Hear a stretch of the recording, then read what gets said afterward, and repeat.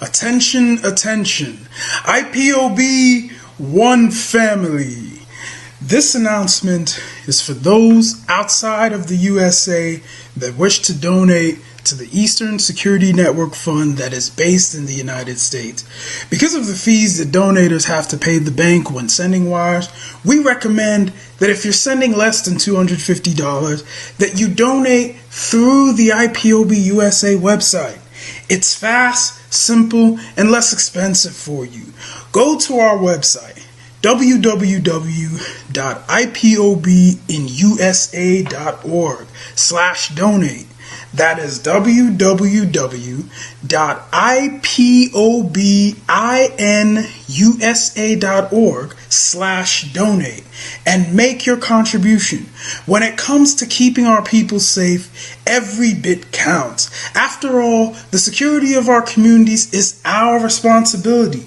Let's make this happen together.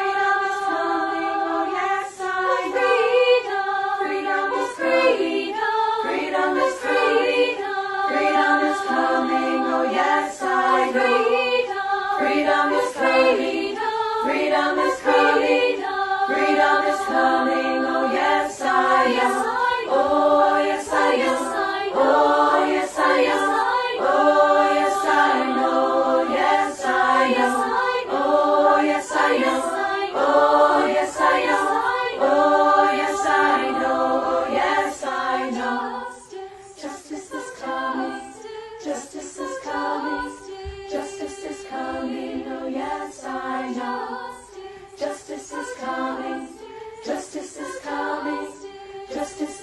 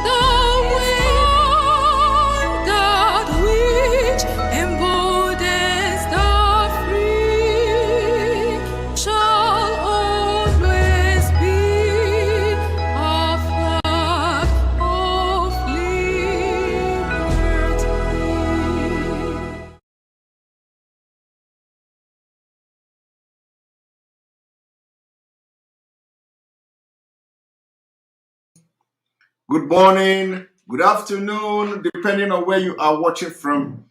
This is live and direct on Enter Biafra Channel 1, live and direct on live streaming app, Enter Biafra live streaming app, live and direct on YouTube.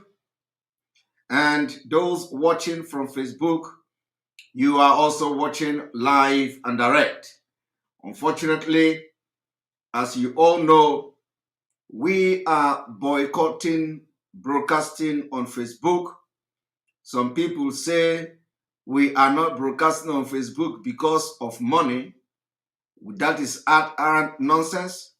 We are boycotting Facebook because of the suppression of Facebook.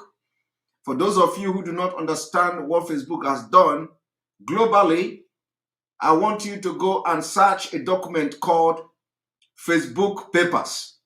Facebook Papers is going to open your eye to understand the impunity Facebook has done globally.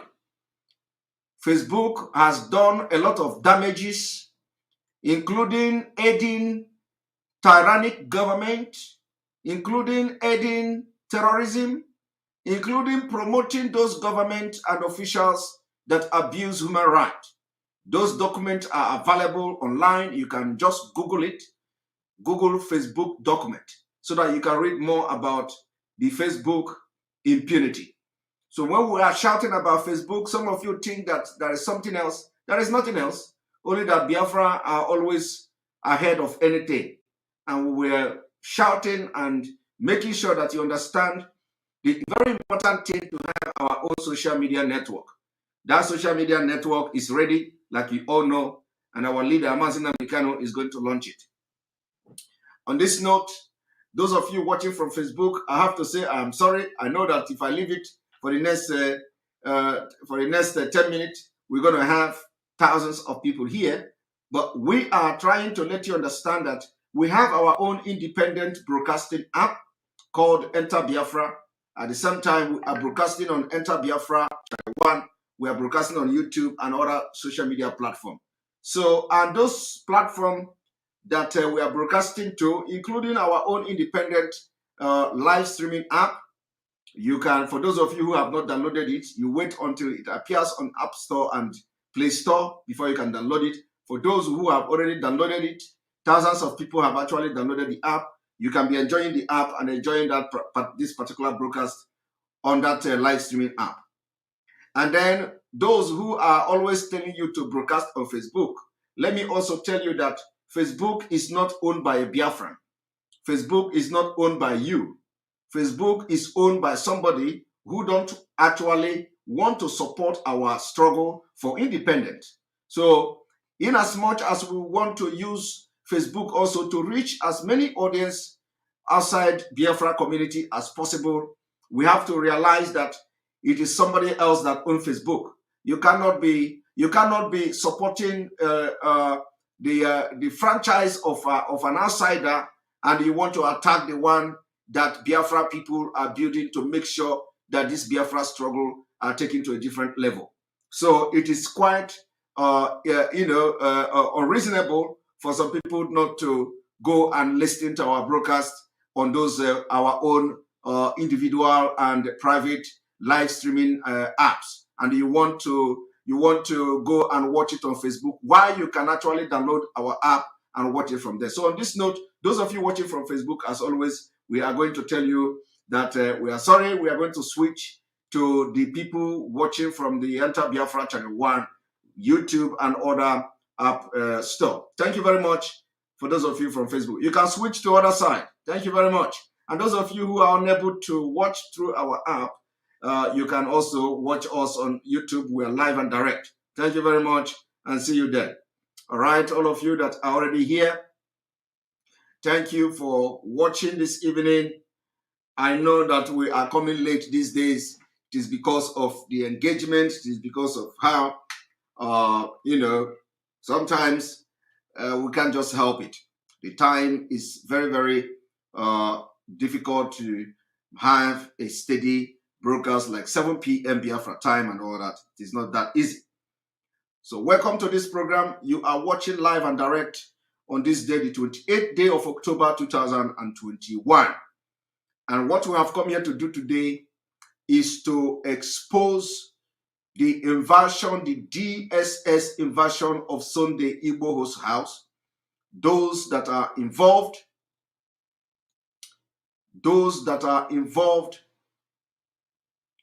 how the native doctors invaded there, and some of the things that you need to know. And I'm going to also inform Oduduwa people the impending danger from the jailbreak, the impending danger and what is going on as I speak in Oduduwa land, in the forest. In the forest, as I am talking to you now, there are they have assembled, I don't know whether I will call them ISWAP, I don't know whether I will call them Boko Haram, but they are all the same. They have assembled about over 800 terrorists. 800 terrorists has been assembled in Oduduwa forest. And one thing, the reason why I have come to make this broadcast today is that I want to ask the Obas, I want to ask the Oni of Ife. He is the only one I'm going to mention today. I'm going to ask him, I'm going to ask the three native doctors that were consulted before the invasion of Sunday Igboho's house. I just want to ask them. And then also, I want to ask the DSS woman that was leading that invasion of Sunday Igboho's house. I want to ask that woman, do you have anything how to manage and arrest or kill those terrorists that are now in Yoruba forest that have been assembled just within 1 week? They are up to 800. They are up to 800 waiting for an order to come for the show to begin. And I don't need to tell you which of the forests they are, because you as a DSS agent, you as a DSS woman who invaded Sunday Igboho's house, using the power, the native doctor, whatever they give to you, and pointing fingers as those, mentioning the name of those to be taken from Sunday Igboho's house. Are you also using the same magic or the same juju or the same supernatural power, or whatever you can call it? Are you going to use it on the terrorists numbering 800 that just arrived in Nigeria and they are now in Yoruba forest? And don't tell me that you are not aware of it, because I know that all of you are aware of it. Before, yes, some people are asking the woman. Yes, I want to ask this woman. I am asking this woman, and probably she's watching me. I'm asking this woman, what exactly was or is your gain after fighting, being used, thinking you are working for Nigeria to fight only man so far that have risen up against the impunity and the Fulanization of Nigeria, especially the freedom, emancipation, and self-determination of Oduduwa people? I want to ask the Obas that were involved in consulting that native doctor, what is your gain? Those Obas that were involved that know very well that they are going to attack Sunday Igboho's house, and they allowed it to happen. Today, what have you gained? Have you changed the fact that as I'm talking to you right now, you are surrendered? Have you changed the fact that as I am talking to you now, you are surrendered, completely surrendered? For those who hail from Osun State, I was told that Oni of Ile-Ife is from Osun State. Osun State. The forest in Osun State, as I'm talking to you now, have not less than 500 armed men. 500. And Oni of Ile-Ife, if he is not aware of this, those of you who may know him, send this video. Send this video to him.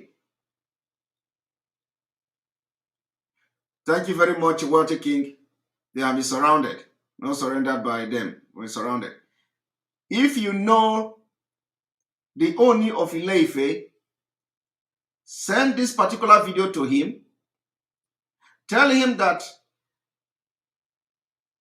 since the time of the invaded Sunday Igboho's house, have anything changed? Have Fulani changed the approach on Yoruba people? Have they been able to tell you that Tinubu is coming? Have they assured you that Tinubu is coming? And if Tinubu is coming, how are you sure that there's going to be 2023? What I have to do this evening is to bring to you some information that will open your mind. Yesterday, for those of you who watched our program yesterday, and if you did not watch yesterday's program, I urge you to do that. I urge you to do that, because what I'm doing today is a continuation of yesterday's program, where I have shown you how Malami was struggling to indict Sunday Igboho. The Yoruba forest between last week and yesterday has witnessed an upsurge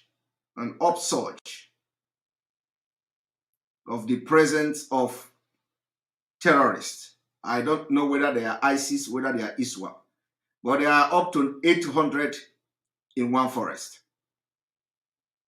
What are they doing there? What are they doing there? And in case the Amotek Corps is not aware of it, I wonder what they are doing then. In case Oni is not briefed about the security threat that they are surrounded in Yoruba land, what are they doing then? How does conniving with the DSS to attack Sunday Igboho change this situation? It didn't change it at all. It didn't change it at all. So I'm going to give you a very good, the story of how they invaded Sunday Igboho's house, so that those who were involved in that particular attack will understand. But first of all, before I go into explaining this thing to you, I want to lay a very good background. I want to lay a background. The background I want to lay today is that as you are watching this broadcast, I want you to have one thing in mind. The thing I want you to have in your mind is that there is no section of the Constitution of Nigeria that empowered any security agent to kill anybody extrajudicially or extrajudicially. There is no section of the Constitution of Nigeria that empower police to kill anybody, that empower DSS to kill anybody, that empower a custom to kill anybody, that empower the NDLEA to kill anybody.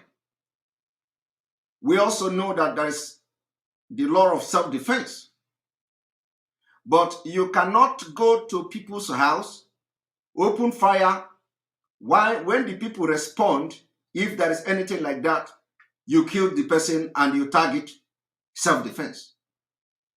It is no longer self-defense. It is no longer self-defense when you provoke, if there is a provocation coming from a security agent and they fire at the residence of a citizen, and the citizen, in response, fired back, automatically, if the security agent ended up killing somebody in that compound, you can't defend yourself with the law of self-defense. That is a simple logic. You can't. You can't come out to say, oh, I was defending myself. We went to operation and people opened fire and I defended myself. And in the course of self-defense, I shot one of them and the person died. No, you can't. There is no law anywhere, not only in Nigeria, that give you the right as a security agent to open fire on Nigerians and kill them. Whether the bullet touch the person or not, you don't have no right to do that. So what you have to do is that if you are giving the arrest search warrant or arrest warrant to invade people's privacy and the private and compound, you go there, present your warrant, tell the people to come out, and there is no way you can go to people's house and they will start shooting at you. So what you need to do is when you go there, you present yourself, they will ask you who gave you the right to come here. You say that the state authority or the court gave you order to come here, I have come to arrest you, and that's it. But when you are going in the midnight, ungodly hour of the night, your motive is already suspicious. Your motive is not to go there to carry out according to law or what the court, if you have got if you've got order from the court, you are not going there. Your intention is not genuine. So invading people's privacy at the ungodly hour of the night, you are already your intention is not genuine. And when you go there and open fire and start shooting people that you see, you must be held responsible for it. But that is not the case of Nigeria. So this evening, I have come to explain to you, give you the true story of what transpired in Sunday Igboho's house. And at the same time, ask those who were involved, conniving with these Fulani people to sell Sunday Igboho, whether it has changed anything today. It did not stop 800 terrorists from coming to Yoruba land. And as I'm talking to you now, you are being surrounded by over 800 terrorists in your forest. And they are going to be attacking you little by little. And there is nothing you can do about it. And any day you talk, Gumi will come and defend them. So I want you to pay attention to what I'm about to do. And because I want to give background of this particular broadcast today, and then we forge ahead. One moment.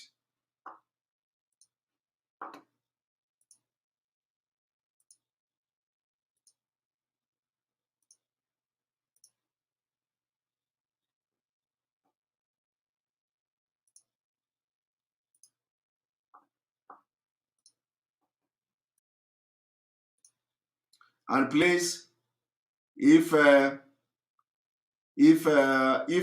volume is not coming out, please call my attention.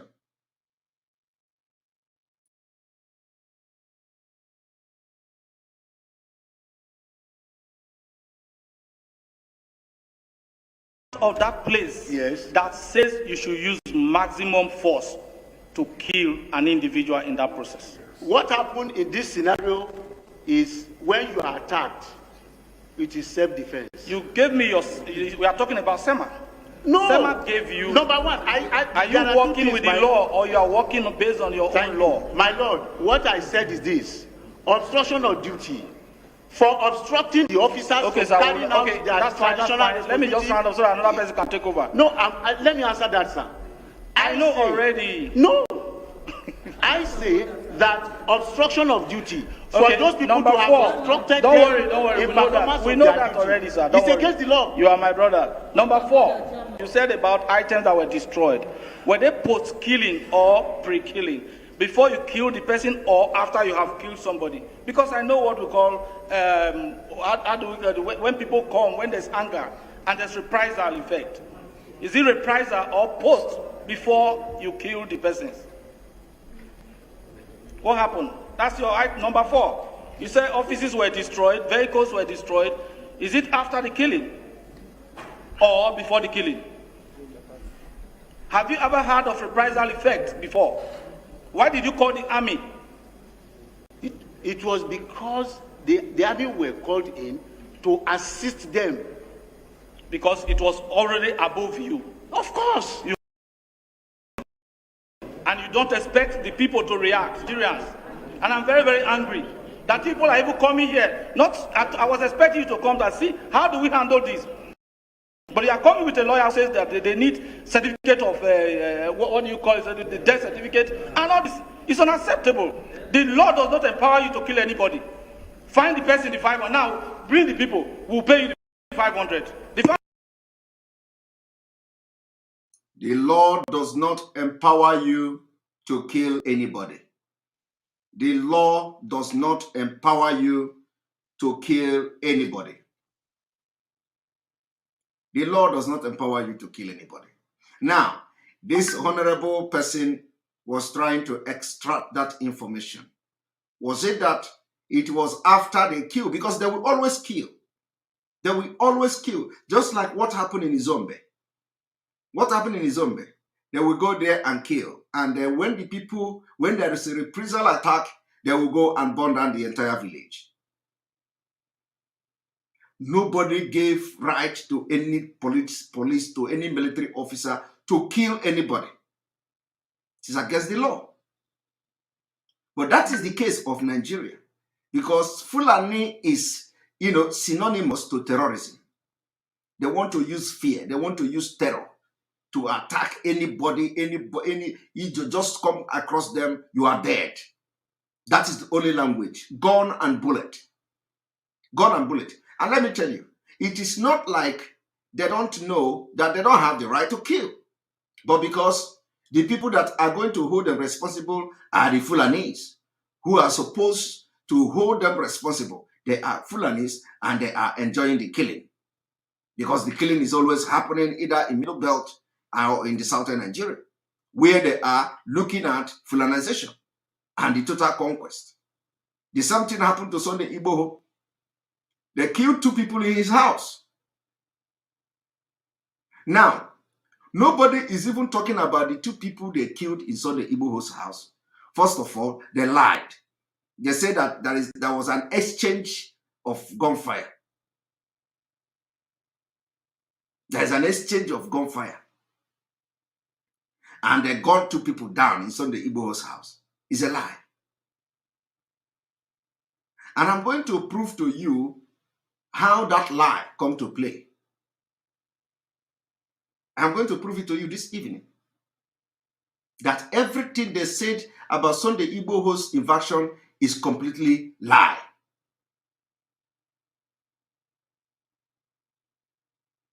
Somebody is asking, are you fighting against Simon Ekpa?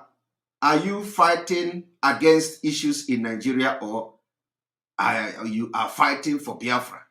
You Igbos should stop using predicament of Nigeria to fight your Biafra. If we don't use the predicament of Nigeria to fight for Biafra, what else are we going to use to fight for Biafra? Why should we be fighting for Biafra if there is no predicament in Nigeria? Does that make sense? These are the people that will hide under anonymous and be commenting rubbish. You can imagine his name, Dog Heart. Dog Heart is asking me that I should stop using the predicament of Nigeria to fight Biafra. If I don't use the predicament of Nigeria to fight Biafra, what else am I going to use to fight Biafra for Biafra? Is it not because of the diversity, the evil and the dangerous diversity in Nigeria that give birth to this predicament? which in the other way, after the predicament has been given birth to from this diversity, we are going to use that predicament to fight for Biafra, among other things. So what else am I going to? If there is no predicament in Nigeria, why should I be fighting for Biafra? Huh? Does that make sense? You see, this is the average mentality of a Fulani, a Fulani Janjaweed infested Nigerians. When you see them walking, you think that they are human beings. You think that all their brains are eaten up. Their brain all have been hypnotized by Fulani. Nobody knows how their Jew works, but I am just asking this person who made this comment, what else should I use to fight for Biafra if it is not because of predicament coming out from Nigeria? And he's here telling me we should stop using the predicament of Nigeria to fight for Biafra. I don't understand though. If there is no predicament in Nigeria, why should we fight for Biafra? And what is giving birth to this predicament? Is it not the dangerous diversity? So after this receive sense, there is no way you can talk about Nigeria, you make sense. You can never make sense. You can never make sense. If I don't use your predicament, why should I be, if there is no predicament, why should I be fighting for Biafra? Eh?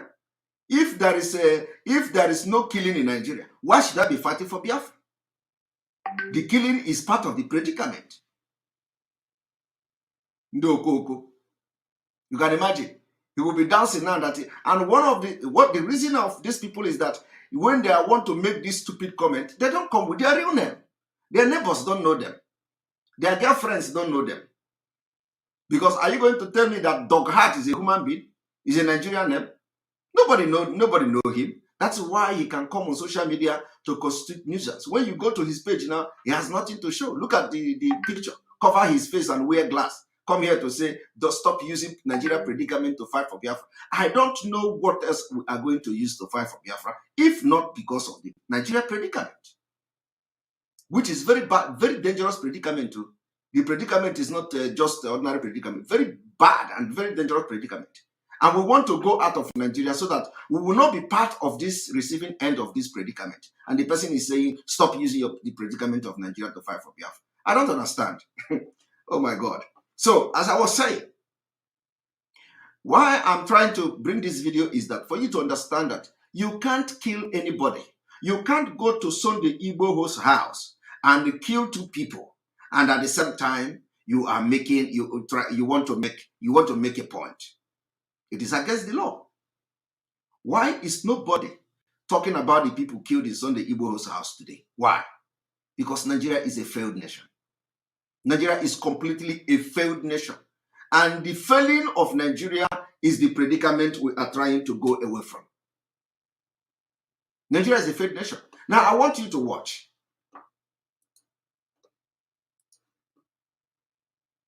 The very 500 that you're talking about.